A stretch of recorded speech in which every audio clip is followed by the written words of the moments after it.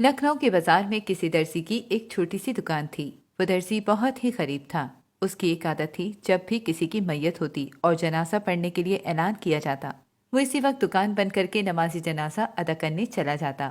یہ اس کی عادت میں شامل تھا، وہ ہمیشہ یہی کرتا، خواہ میت کسی جاننے والے کی ہوتی یا غیر کی۔ اسے بس یہ خواہش اور شوق تھا کہ وہ ہر ایک کے جنازے میں خلوص سے شرکت کرے۔ اس کی عادت دیکھ کر اس کا دوست ایک بار اس سے بولا، یہ تم کیا کرتے رہتے ہو؟ وہ بولا، جی کیا کرتا رہتا ہوں۔ وہ مفہوم نہ سمجھا تھا، اس لیے اس نے وضاحت کے لیے دریافت کیا۔ اس درزی کا دوست بولا، کیوں ہر ایک کے جنازے میں شرکت کے لیے دکان بند کر کے چلے جاتے ہو؟ جانے انجانے ہر ایک کے جنازے میں چلے جاتے ہو، ادھر جب آ کر دیکھو تو دکان بند پڑی ہوتی ہے، اور وجہ پوچھو تو پتہ چلتا ہے برخوردار جنازے میں شرکت کے لیے گئے ہیں۔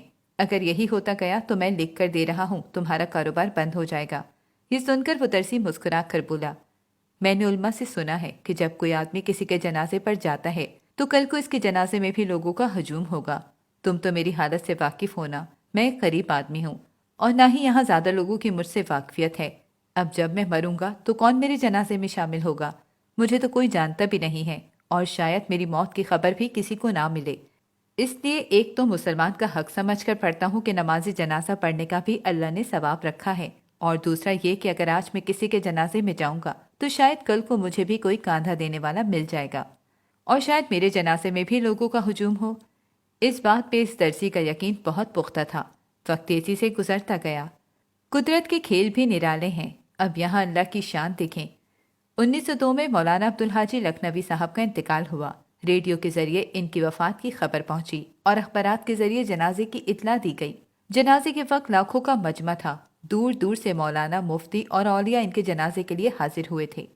عوام کا اتنا جم غفیر تھا کہ بیان سے باہر، لیکن پھر بھی چند لوگ نماز جنازہ پڑھنے سے محروم ہو گئے تھے۔ جب ان کی نماز جنازہ ادا کی گئی تو مسجد میں اعلان ہوا کہ مومنو، ایک اللہ کے بندے کا بھی آج انتقال ہوا ہے، آپ سب سے گزارش ہے کہ نماز جنازہ میں شرکت فرما کر ثواب دارین حاصل کریں۔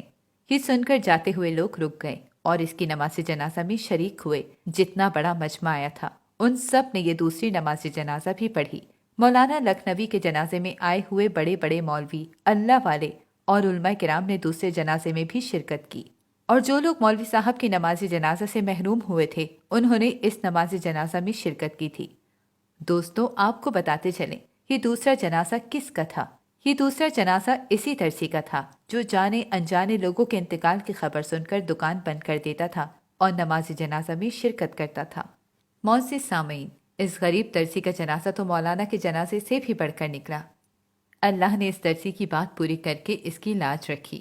محترم ناظرین، کسی دانشور نے سچ کہا ہے، آج تم دوسروں کا خیال رکھو گے، کل کو لوگ تمہارا خیال رکھیں گے۔